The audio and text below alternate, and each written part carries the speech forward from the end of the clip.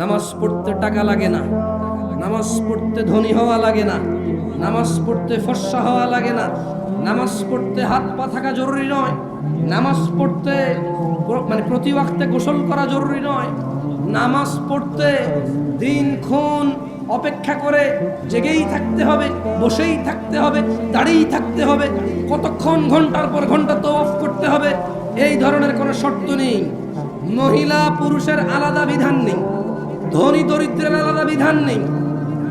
অথবা তারা যারা সালাতকে ত্যাগ করেছে, আল্লাহর নবী বলছে ইসলামের স্তম্ভ 5টি: আল্লাহকে সাক্ষী দেওয়া, ওনার রাসূলকে সাক্ষী দেওয়া এবং সালাত প্রতিষ্ঠিত করা, সমর্থবান যাকাত দেওয়া, সমর্থবান হজ করা, 11 মাস শেষে 1 মাস রোজার মাস যারা পেল তারা রোজা রাখবে, যারা তারাই হচ্ছে মুসলমান।